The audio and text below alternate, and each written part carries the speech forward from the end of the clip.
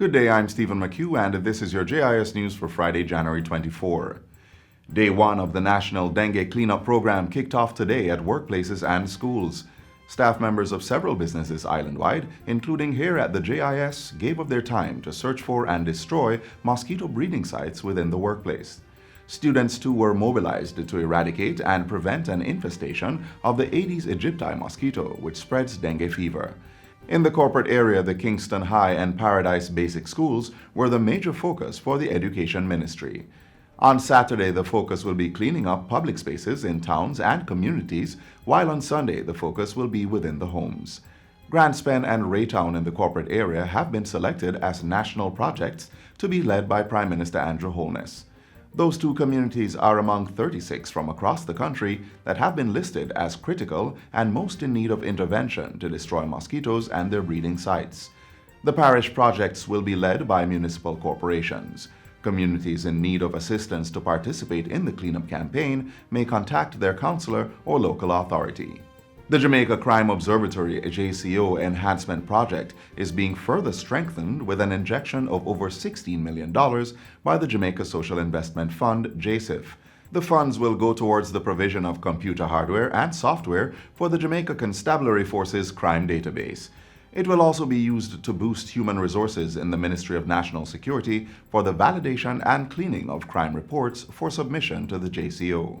The money will also assist the Jamaica Crime Observatory in the coding of crime reports in preparation for analysis.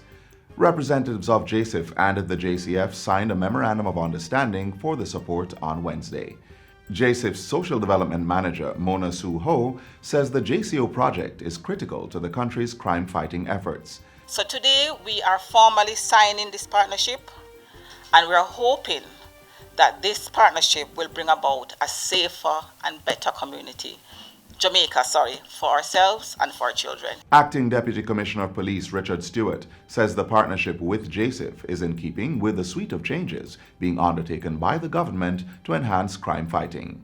This system has the capacity to provide valid and consistent crime and violence-related data for our communities with geo-reference maps of incidents. This tool is being leveraged in strategic and operational decisions. For example, we are better able to identify crime and crash hotspots and improve policing decisions within them. The upgrade of the Jamaica Crime Observatory is being carried out under JISIF's Integrated Community Development Project, which targets 18 communities in 7 parishes. The enhancement project is slated to end in May 2020 and is being funded through a $43.9 million loan from the World Bank. Students of Richmond Park Primary School in North Central Clarendon will soon receive their own school bus, courtesy of the Government of Japan. Through its Grant Assistance for Grassroots Human Security project, the Japanese government has given the school $8 million to purchase a 29-seater coaster bus. The contract was signed yesterday at the National Hero Circle offices of the Ministry of Education.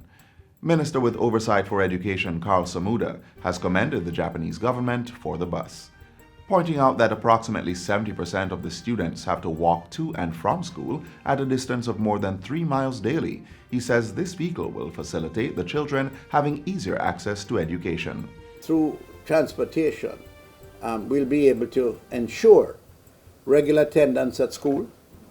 The children will get to school fresh and ready to learn, so they're going to get to school in a much more conducive atmosphere and attitude to learning.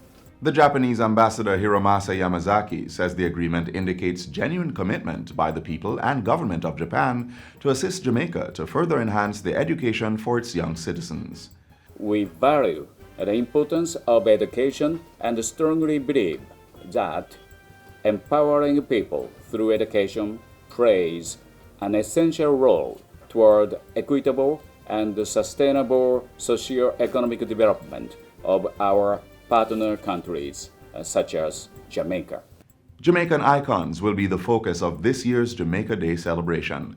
For the first time, the celebrations will feature an inter-school visual and performing arts creative competition where students will create an artistic piece highlighting their chosen icon.